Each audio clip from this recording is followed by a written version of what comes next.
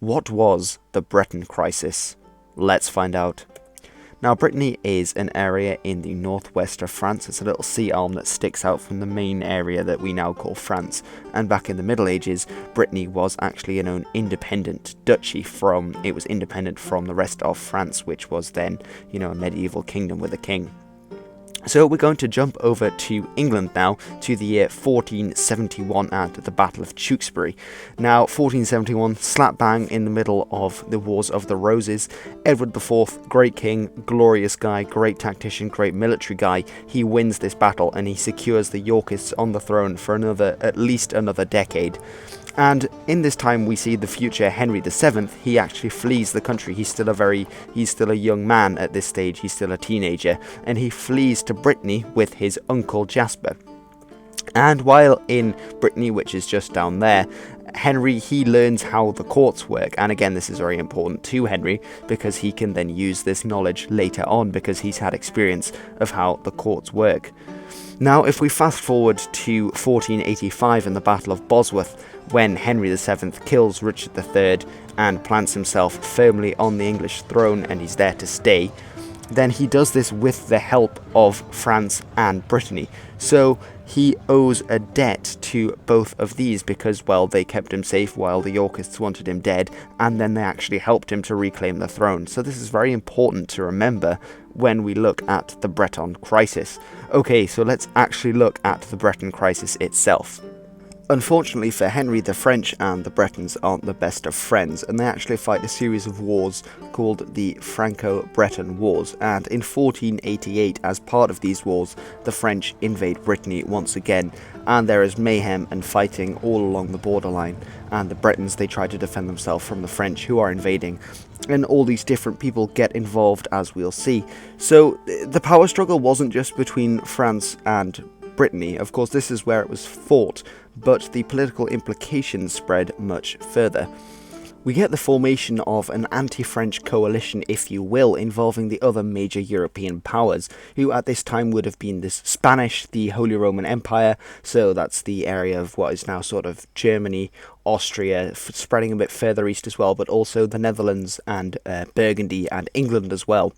So these powers, they all didn't want the French becoming too powerful, because the French were starting to rise as a European power, and they do dominate the European scene for many centuries after this, and this is when they first start to rise. And now, I think English policy for quite a long time has been to just get in the bloody way of the French and stop them becoming too powerful, for which I think they've done a fairly good job over the years. But in this period, the English have pulled out of France, because remember, before this period, before the Wars of the Roses even, you had the 100 Years' War between the English and the French, when the English, they owned territory in France. So, for example, Gascony on the west coast, or I believe they called it Aquitaine, as well as the areas in the north, such as Normandy, belonged to the English, and there was a very long series of wars between the English and the French. In fact, it was called the 100 Years' War. It actually lasted a bit longer, but that's by the by. But it was a very long war.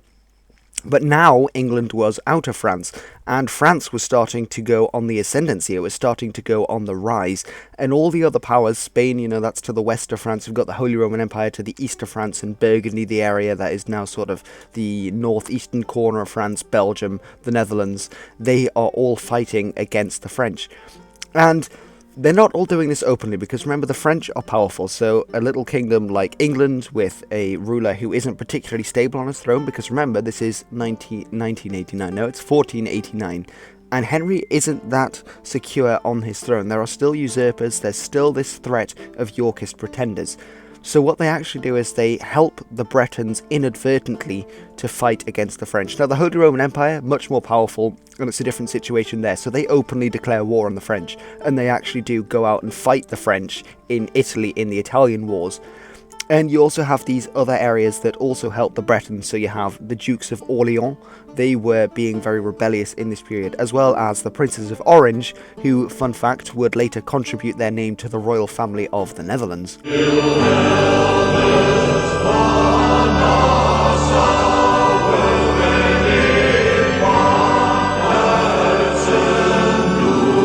So all of these nations want to send help to the Bretons so that they can stop the French from becoming too powerful, because if the Bretons remain independent, then the French won't have power over that area, and they'll be that much less powerful than if they could just conquer the Bretons. And it's also their way of showing that they can stand up to the French, and that the French aren't all powerful in Europe.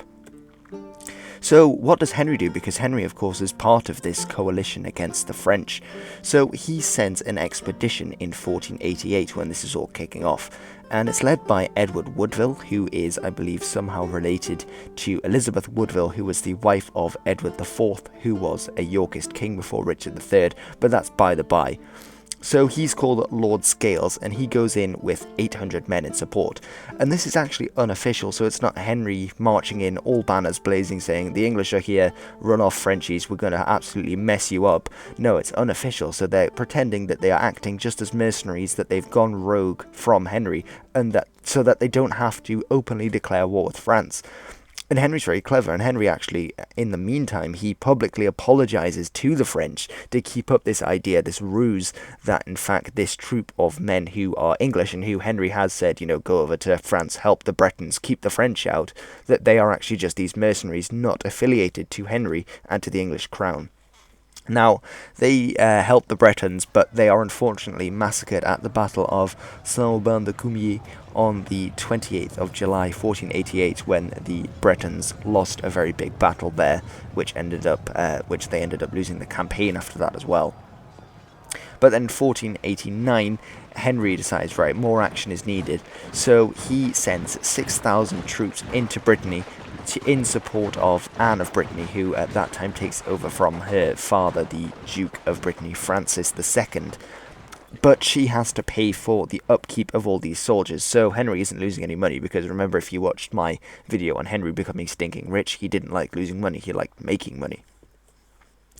Now in 1491, Anne of Brittany is staying in Rennes, but then she is surprised by the French army, who crosses the border and surrounds the city, laying siege to it. And Charles VIII of France, who is the King of France, he is also there. And he traps her inside the city and forces her to sign this very unfavourable treaty. And this treaty basically says that the Britain independence will end, and that she has to marry him, which is basically how he's going to get control over Brittany, because if he marries Anne of Brittany, then he has access to the lands of Brittany, and the duchy will then be part of the French kingdom. Now, is Henry, our Renaissance man of action, going to take it? I think not. Henry musters the troops and prepares for an invasion. Now Henry marches all the way down to the coast and then over the Channel and into France, and he marches to the city of Boulogne, which he then captures.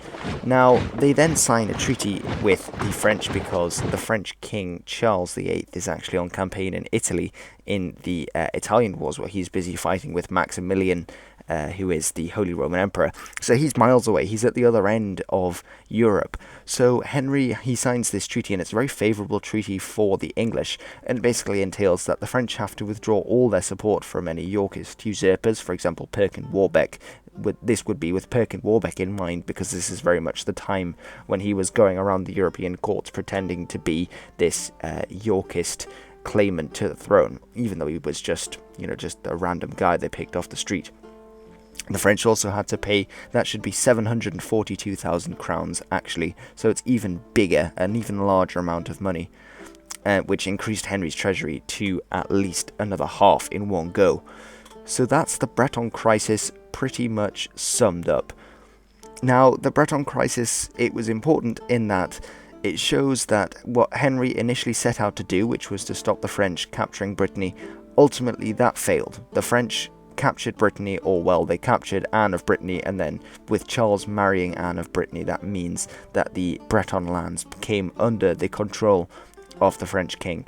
But as you've just seen from the Treaty of Etaples, it wasn't all bad, and actually that treaty was really, really favourable to Henry VII. So in essence, he actually does really well, and I think this goes to show that his foreign policy was both well thought out, it was carefully planned, and it was highly successful at the most of times. Alright everyone, I hope you found this slightly interesting. and maybe a bit more than slightly, and I hope you'll be joining us again soon for more History with Hilbert. So this has been me, the man, the legend, Henry VII. Thanks for watching.